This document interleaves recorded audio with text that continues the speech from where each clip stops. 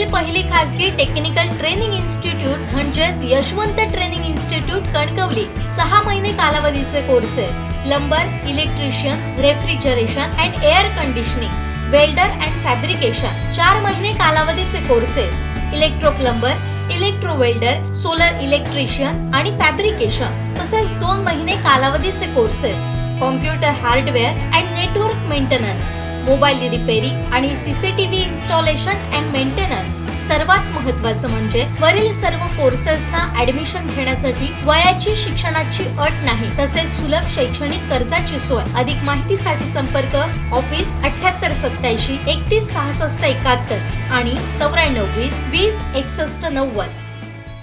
बीडसाठी विशेष पोलीस अधिकारी नियुक्त करा अशी मागणी खासदार बजरंग सोनवणे यांनी केली आहे। पाहूयात। स्टार साठी मी गेली 6 महिने झालं संतोष देशमुखचा ज्या दिवशी मर्डर झाला तेव्हापासून ओरडतोय। सगळ्यांना संसदेत असेल, काही आमदार त्यांच्या विधानसभेत असतील, बोललेले लोकप्रतिनिधी वेगवेगळ्या पक्षाचे सर्वजण बोलतायत, सर्व सामाजिक संघटना बोलतायत, सर्व जाती धर्माचे लोक या गोष्टीची निंदा करतात किंवा या गोष्टीचं कुणीही समर्थन करत नाही। पण या गुंड प्रवृत्ती ज्या वाढत चाललेल्या आहेत त्या गुंड प्रवृत्तीला चेक द्यायचं काम पोलीस यंत्रणेने करायला पाहिजे। आणि माझी आज तुमच्या सर्वांच्या माध्यमातून तमाम महाराष्ट्राच्या जनतेला पण सांगायचं आणि महाराष्ट्राच्या मुख्यमंत्री गृहमंत्री असल्यामुळे त्यांना विनंती करायची, या जिल्ह्याचे पालकमंत्री म्हणून अजितदादा पवार साहेब आहेत त्यांना पण विनंती करायची की परळी पॅटर्न मध्ये जे काही विषय चाललेला त्याच्यासाठी एक विशेष अधिकारी एसपी लेवलचा एक वेगळा अधिकारी या क्राईम साठी नेमला पाहिजे, तरच बीड जिल्ह्याची कायदा व सुव्यवस्था पूर्ण पदावर येईल असं वाटतंय। बीड जिल्ह्याची कायदा व सुव्यवस्था तर जोपर्यंत पूर्व पदावर येणार नाही, आता प्रत्येक जण आम्ही काही बोललो की त्याचा अर्थ असा म्हणतात की तुम्ही याच्यात बीडला बदनाम करू नका, हे मारायला लावतंय कोण, ही जवळ कुणाच्या, ही करतंय कोण, याला मागं लागतंय काय। मी ठामपणाने सांगा, परळीत ही जी प्रवृत्ती आहे ती 90-92 पासून मस्तावलेली सत्तेची मस्ती आलेल्या लोकांपासून ह्याचा उगम झालेला आहे, त्याच्यामुळे हे विषय आहे।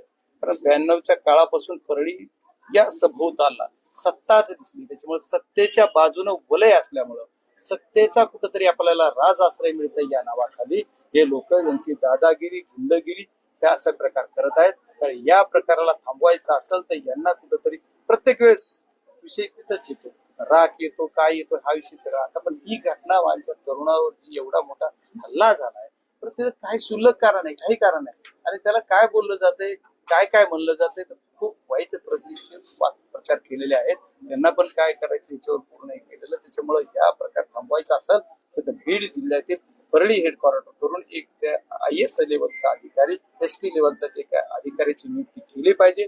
बीड जिल्ह्यातले जेवढे पोस्टिंग झालेले आहेत मलिदाच्या जागेवर किंवा ज्यांच्या सोयीनुसार असे लोक बदला म्हणून मी गेली 6 महिने झालं प्रशासना बोलतो, पण एकही बदलला जात नाही। SP साहेब म्हणतात एक 10 दिन रुको, 15 दिन रुको, अभी बोलते हैं कि अभी 1 महीने के अंदर, ये मई महीने के अंदर सब ट्रांसफर होने वाला है, हो जाएगा। तो अल्लाह जाने ऊपर वाला क्या पता।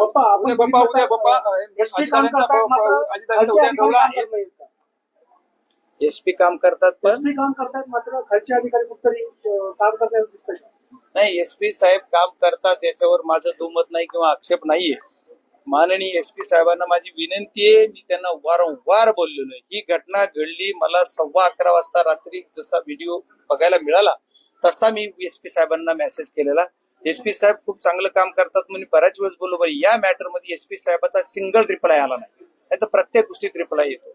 कलेक्टर साहेब सुद्धा आता नवीन आलेत, मी त्यांचं सुद्धा कौतुक करेल की त्यांनी सुद्धा नुसतं प्रत्येक वेळेस अटेन्शन मध्ये आहे।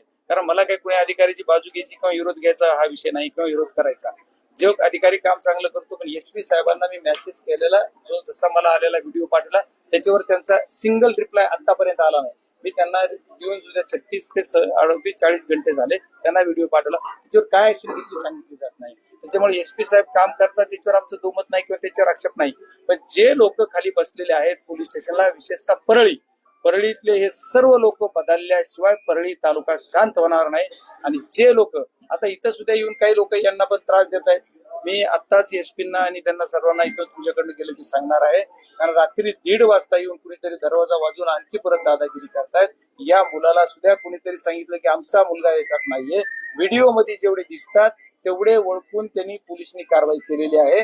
आणि जर का कुणी मस्तावलेवणी करल तर त्याला एकालाही सोडू देणार नाही एवढा माझा शब्द सर्वांना करा. बाबा, उद्या अजितदादांचा दौरा आहे त्यासंदर्भात आपण अजितदादांनी भेटणार का, बोलणार का? मी जर SP साहेबांनी पोलीस यंत्रणेनं आज संध्याकाळी 5 वाजेपर्यंत योग्य ती कारवाई नाही केली तर उद्या बीड जिल्हा बंदची हक्क देणार. त्याचा निर्णय रात्री संध्याकाळी 8 वाजेपर्यंत डिक्लेअर करणार आहे. त्याच्यानंतर अजितदादांचं बघू. विशेष म्हणजे परळी मतदारसंघासाठी काही विशेष अधिकारी मागून मी तेच सांगितलं की परळी मतदारसंघासाठी नाही, परळी आणि सभोवतालचा भाग आता जेणेकरून अंबाजोगाईपर्यंत आमच्या लोन आलं की येचपर्यंत येऊन संतोषांना देशमुखांचा मर्डर केला. या सगळं जी लोन पुढे येतंय त्याला जर थांबवायचं असेल आणि बीड जिल्हा स्वच्छ करायचा असेल तर एक SP लेवलचा अधिकारी पेसेल याच्यावर नियुक्त केला पाहिजे. त्याच्यासाठी मी माननीय अजितदादांना बोलणार आहे. अजितदादा उद्या येणार आहेत, होणार आहे, भेटे का नाही हे मला सांगता यायचं नाही. आज या पार्श्वभूमीवर काय काय होणार आहे ते काळ वेळ ठरवून, पण SP आणि पोलीस यंत्रणेनं यांच्यावर पूर्ण कडक कारवाई केली पाहिजे. यांची मस्ती जी आलेली सत्तेची ती मस्ती सत्तेच्या जीवावर जी काही लोक करतायत या गोष्टी थांबल्या पाहिजेत. आणि या आता कुणी जरी त्याला काहीतरी वेगळं म्हणतं की कोणतं स्टंटबाजी करायची, स्टंटबाजी करणे, रील्स करणे, मारण्याचे रील्स करतात त्याचे स्टंट, त्याला वेगळं वळण द्यायचं मीडिया सुद्धा कृपया करू नये. कारण याच्यासाठी याला मारलेलं आहे की ज्या दिवशी लोकसभेची निवडणूक झाली तेव्हापासून तरी प्रत्येकाचा वाचपा ज्याने कुणी लोकसभेत मतदान विरोधात केलंय, ज्यांनी कुणी विधानसभेला केलंय आणि आता मग आमची दहशत किती आहे, आम्ही किती मारतो. आता या मुलाला काय म्हणलं गेलं, तुझा संतोष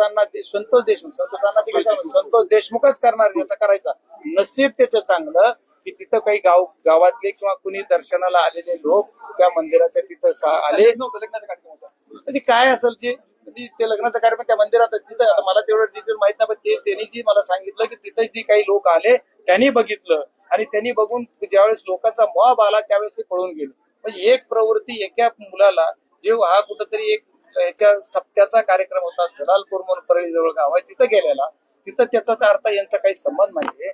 ज्या या गुंड प्रवृत्तीच्या या सर्व तरुणांनी ज्या मुलांनी मारलंय त्या मुलाचा याचा काही संबंध नाही. पण कुठेतरी संशय, आता इथं एवढे जण जमलेत, 1000 लोक आहेत, त्याच्यातले सगळे लोक मलाच बघायला आलेत असं आहे का, पेशंटला बघायला आलेत असं आहे का, तुम्हाला भेटायला आलेत असं का, नाहीये. आता इथं आले ज्याच्या त्याच्या कामानं आलेले असतील, तसा तो मुलगा त्याच्या कामानं त्याच्या मामाच्या गावावर आला आणि तिथे सप्त्याला पाहुणेकडे बोलवलं म्हणून तो होता. पण त्याला तसं नाही की त्यांना संशय त्याच्या मनात धरला किंवा हा कुठंतरी बुद्धी एजंट होता, कुठंतरी यांनी लोकसभेला वेगळी भूमिका घेतली, याच्या नावाखाली याला उचलला आणि याला उचलून तिथून बेल्टनं आणि लाताबुक्या घालत आणला, गाडीत कोंबून मारून तिकडं घटनेश्वर मंदिरावर नेला आणि मंदिराच्या पाठीमागच्या वसाड जागेमध्ये त्याला फार एवढं मारलंय. तुम्ही जरी व्हिडिओ बघितले तर कसं पाया पडायला लावलंय, कसं काय करायला लावलंय. आता याला मी बोलल्याच्या ना याच्या पण जी संतोषांना देशमुखची प्रवृत्ती, जे लोक आले नसते त्याचा संतोषांना देशमुखच त्यांना करायचा होता. त्याच्यामुळे पोलिसांना किंवा सर्व यंत्रणेला माझी विनंती आहे की आणखी किती लोकांचा आमचा बळी घ्यायचा हे मला माहित नाही. कारण या यंत्रणेला साधूंना ताब्यात देखील घेतलं.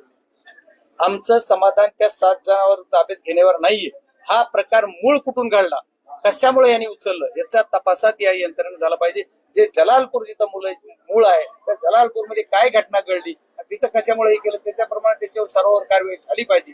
आणि या कारवाईतून जोपर्यंत त्याच्यावर कारवाई होणार नाही तोपर्यंत आम्ही समाधान नाही. पप्पा, बीड जिल्ह्यातील कायदा सुव्यवस्थेचा प्रश्न आपण पाहतोय, या अनुषंगाने तुम्ही खासदार म्हणून गृहमंत्र्यांकडे काही पाठपुरावा? मी माननीय मुख्यमंत्री गृहमंत्री त्यांना वेळ मागितलेली, बहुतेक 27 तारखेला या म्हणून त्यांच्या खालच्या लोकांनी मी त्यांना रात्रीच बोललेलो आहे. तर आणखी कन्फर्म वेळ नाही, पण 27ला वेळ मिळण्याचा अंदाज आहे. 27ला जर मला वेळ मिळाली तर मी जाणार, अजितदादांना पण भेटणार पालकमंत्री म्हणून आणि खूप कर्तव्यदक्ष काम करतात असं त्यांची ख्याती आहे, त्याच्यामुळे त्यांना पण भेटणार.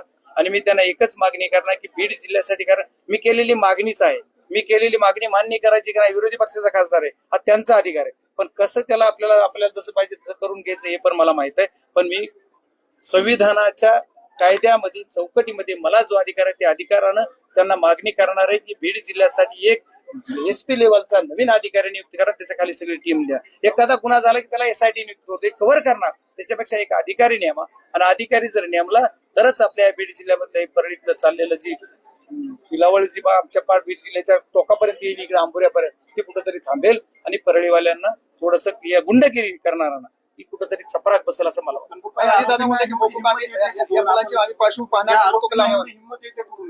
नाही, याच्यात हिंमत येते म्हणजे तेच बोलतो नाही. याला परळीमध्ये 90-92 पासून जी सत्ता आली, सत्तेच्या जीवावर जे काही मस्तावले, ज्यांच्याकडे पैसा आला, बोगसगिरी आली. आज हा विषय आणखी प्रचंड परळीच्या बाबतीत खूप वेगळा विषय. त्या विषयात आज ते विषय नाही घालायला पाहिजे, पण तुम्हाला कशी मस्ती येते ते सांगतो.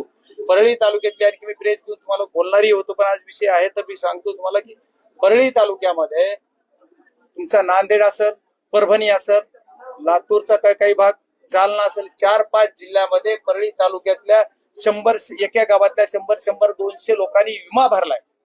ऑफलाईन पद्धतीने त्याची तक्रार आहे. विशेष गोष्ट ही की ऑफलाईन पद्धतीने त्याची तक्रार आहे आणि कृषी अधिकाऱ्याने सुद्धा त्याचे पंचनामे ऑफलाईनच केलेत आणि ऑफलाईन त्याची तक्रार नोंद करून एका पट्ट्याला 80, 90 लाख, 1 करोड रुपये येतात. त्यांना सुद्धा माझी तुमच्या सर्वांच्या माध्यमातून विनंती आहे, सूचना आहे, ते पैसे परत करा, नाहीतर तुम्हाला सुद्धा शासनाच्या नियमाप्रमाणे तुमच्यावर कारवाई करायच लावू. पण ही जी गोष्ट आहे, आज जवळपास 400-500 करोड रुपये एकट्या परळी तालुक्यात विम्याचे आले असतील. ऑफलाईन तक्रारी आहेत आणि ह्या तक्रारी कृषी खात्यानं सर्टिफाईड करून दिलेल्या आहेत, त्याच्यामुळे त्यांना पैसे मिळाले. ही एवढा मोठं ही आहे, ही सुद्धा मी पालकमंत्र्यांना उद्याच्या जर मीटिंग झाली तर बोलणार आहे. पालकमंत्र्यांचा वेळ सारखा खालीवरी होतोय, कारण त्यांनी 8:15ची वेळ दिली होती. पुन्हा कलेक्टर म्हणले की नाही बदलली, आता आणखी काय बदलते माहित नाही. आता एखाद्या वेळेस 8:15ची ठेवून इकडला जवळ येणार कॅन्सल होतं माहित नाही, कारण आता ही घटना घडली म्हणजे परळून जायचं होतं नांदेड, त्याचं काय रूट असेल माहित नाही. पण ती उद्या जर बैठक झाली तर मी बैठकीत हा पण विषय बोलणार, विशेष अधिकाऱ्यांचा पण विषय बोलणार, कारण ही विमा घोटाळा एवढा मोठा घोटाळा आहे की बीड जिल्ह्यात आतापर्यंत जेवढे काही घोटाळे झाले असतात त्याच्या सर्वात मोठा घोटाळा ही विमा घोटाळा आहे. आणि याची ऑफलाईन आज ही पैसे गोळा केले जातात. समजा ज्या 100 लोकांच्या नावावर पैसे आलेत, ज्यांनी कुणी हे घोटाळा करायला लावला की ज्यांनी कृती केलंय अशा लोकांचे नावं, त्यांचे ही सगळं ते सीएससी सेंटरवर झालेले घोटाळे सगळे, या सीएससी सेंटरच्या चौकशा झाल्या, आले सुटले आणि आता पैसे ज्यांना मिळाले ते पैसे जर त्यांनी भरले नाही शासनाला तर त्याला पण जेलमध्ये जावं लागेल. त्या सर्वांवर मोकोका लावावा लागेल आणि मोकोका मला वाटतं अजितदादा असतील, गृहमंत्री म्हणजे मुख्यमंत्री लावतील. त्यांचं पण बीड जिल्ह्यासाठी खूप विशेष लक्ष आहे. पण काय होईल की त्यांच्या लक्ष देताना त्यांना जरा इझी लक्ष दिले, त्यांना वाटायला की आम्ही सांगितलं आदेश म्हणजे मान्य, पण तसं होत नाहीये. इथं विशेष लक्ष देताना विशेषच अधिकारी द्यावा लागेल. विशेष अधिकारी दिला तरच होईल. काल अजितदादा सांगितलं की गुन्हेगाराची पार्श्वभूमी तपासणी जाईल, त्याच्यातून मोकोका लावलं जाईल. ठीक आहे ना. बघा, मी म्हणतो माननीय अजितदादांचं स्टेटमेंट मी पण पाहिलं. त्यांनी बोलले की जर काय झालं असेल तर मी आदेश केलेले आहेत, मी त्यांना सर्वांना सूचना दिलेल्या आहेत, मी त्या सूचनेचं कौतुक करेल. पण माझं म्हणणं आहे की हे एवढे प्रकार होत आहेत, उघडकीस येतात, त्याच्यापेक्षा किती प्रकार असतील की उघडकीस न होणारे. आज ह्या मुलाच्या इथं सांगितलं की माझ्या मुलाचं नाव कमी करा, किंवा आमचा एक व्यक्ती नाही त्याचं नाव कमी करा. त्याचं जर काय नाव कमी नाही केलं तर आम्ही आणखी याला उचलून सुटून आला, आम्ही सुटून आल्यावर मारू. म्हणजे किती दहशत ठेवायचे. आणि पोलीस आणि मी आता इथल्या पीआयला सांगणार आहे, टीमला सांगणार आहे, या मुलाला संरक्षण द्या, संरक्षणाची गरज आहे, नाही तर या माझ्या मुलाला इथं पण मारलं जाईल.